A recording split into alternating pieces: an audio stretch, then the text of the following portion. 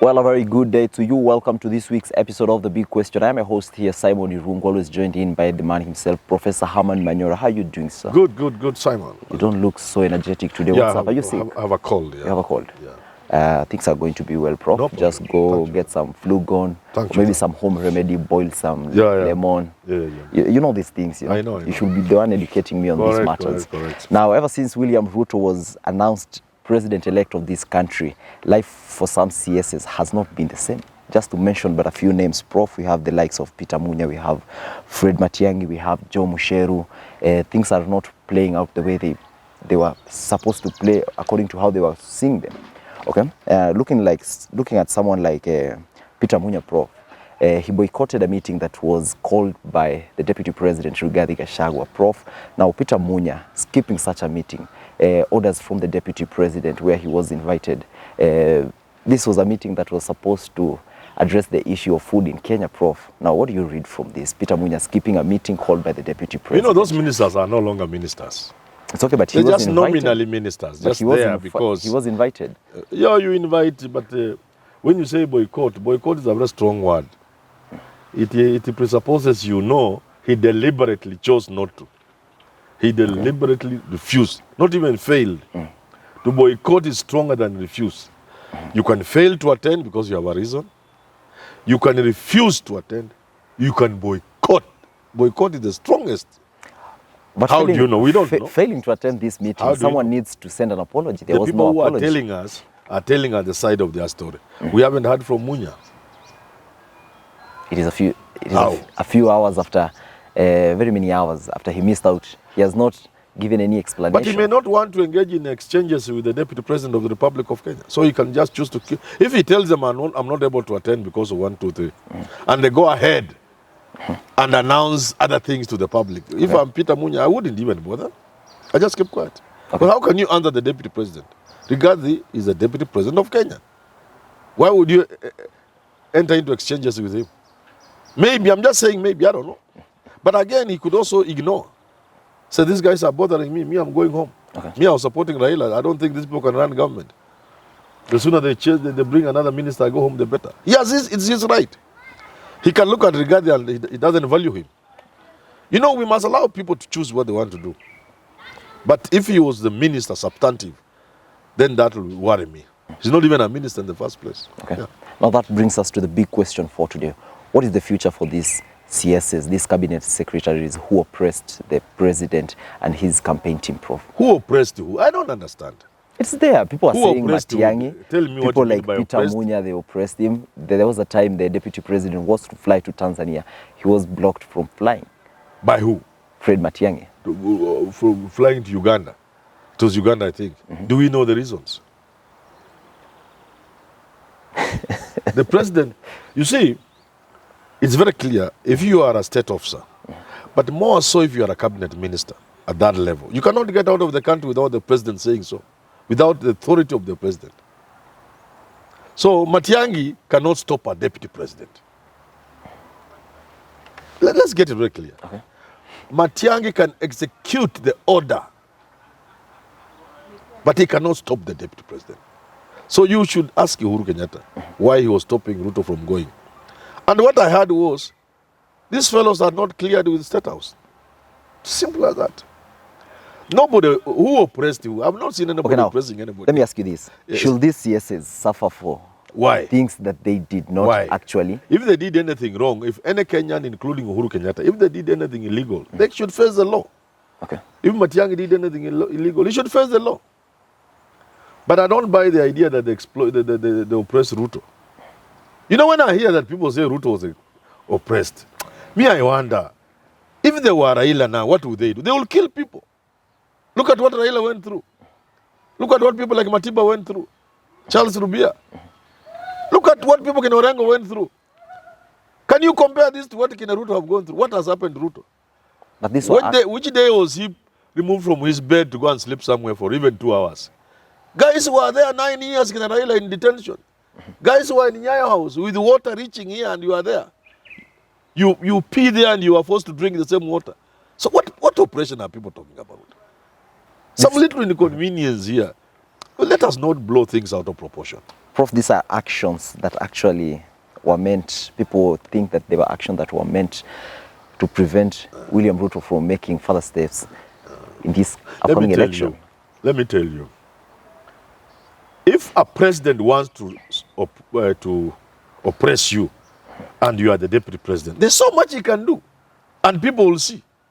So what is this thing that whoever did that we can say he oppressed Ruto? Stop using words loosely. You know, Ruto was looking for sympathy to get votes. Now he's the president. We cannot go there again. Okay, now this point of William Ruto being oppressed, who do you think maybe came up with this narrative?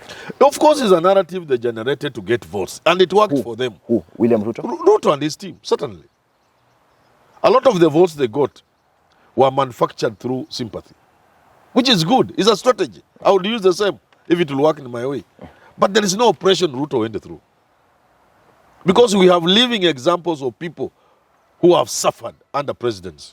I want to ask President Ruto and his team to begin governing. They have been given power to govern. They must start governing. This small drama here and there, dramatizing small things, they should stop that. Being populist, what? No. Govern. They must govern. No cabinet secretary can go to the airport without authority of the president. Even the airport will not allow him to go. So why are you dramatizing that which is already there? Yeah. Which minister? Which minister? Is it a coincidence this memo is coming up at a time when Fred Matiang'i has... Maybe they are learning government, but Ruto has been deputy president. He can't be said to be learning government.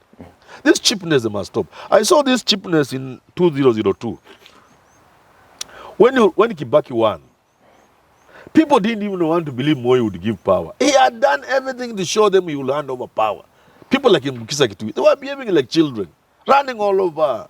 The president and the government have set aside a day for inauguration of Kibaki. They have invited dignitaries. The guys are in a hurry. They can't believe it will happen. So they did a hurried swearing in on 30th of December, I think. So only Museveni, Mukapa, and 1 or 2. And there were many who were going to come. Because we were showing the world that these strongmen of Africa, from Malawi, Kamuzu Banda, Kenneth Kaunda, Daniel Arap Moi, were able to hand over power. So it is an event many people were willing to witness. But look at the juvenile approach. They were rushing to go and process KICC.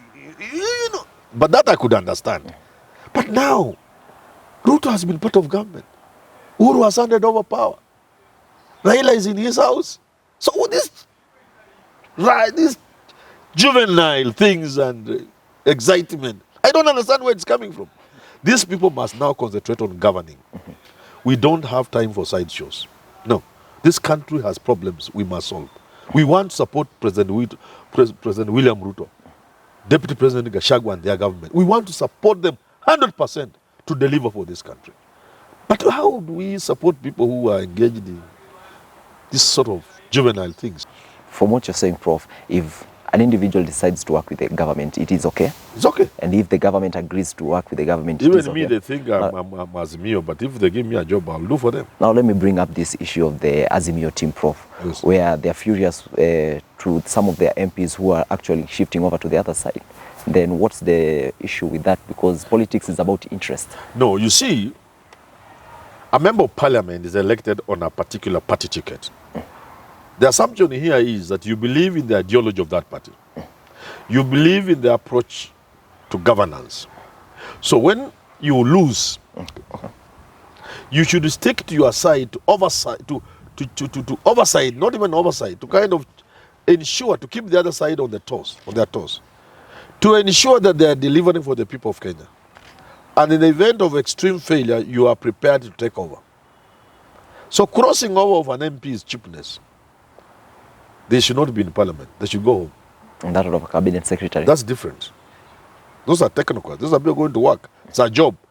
But a member of parliament belongs to a party, and the party has a way of looking at things, an ideology. You have to be with them. If, however, you find you can no longer be with them, you are allowed. Leave, but leave parliament. Okay. Yes. Now, the lawyers William Ruto's lawyers say a last-minute appointment by ICT CS Joe Musheru must be revisited. Some of the people are taking this to the social media, saying that the William Ruto government is going to punish some of these CSs, Prof. Is that how you're seeing it? You can punish people if they have broken the law.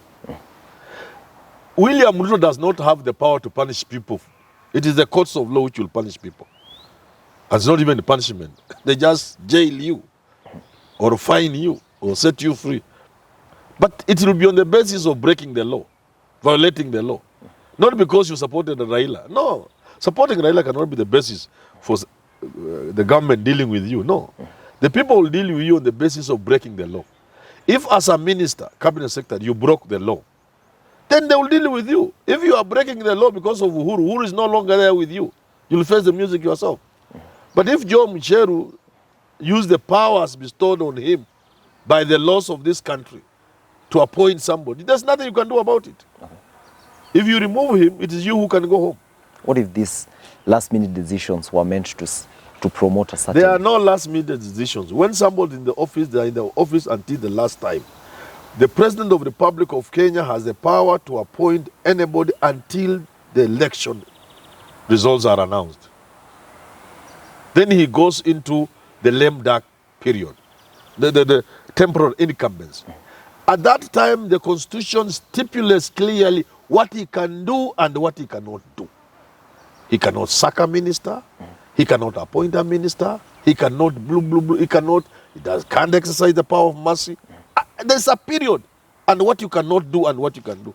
So long as that line has not been crossed, that is your problem. You saw Trump making appointments until the last day and exercising the power of mercy. Pardon. Okay. Yeah. As we wrap up, Prof, if these last-minute rush decisions were made to promote a certain candidate, is that something to revisit? What do you do? If somebody has been given a 3-year contract, what do you do? If you want to remove him, look at the processes. What does the law say about removing somebody? You don't just wake up one day and say, oh, because you are appointed by somebody who was supporting Raila Odinga, now go home. No, this is not. The point to make here, this country does not belong to anybody. Not the president, not the minister, nobody. This country belongs to Kenyans. If you are a president, we have given you the power to govern. Not to own the country, to govern. You govern according to the law, in accordance with the law of the land. The law of the land will not allow you to send somebody home if he was hired fairly and given a fair contract. Okay. But the same laws of the land allow you to review such appointments. If you find there were irregularities, to follow due process to remove those people. Simple. Let's leave it at that. Correct. Well, thank you so much for tuning in to The Big Question here at Professor Herman Manyora. Don't forget to subscribe, tell a friend to tell a friend who is going to tell a friend.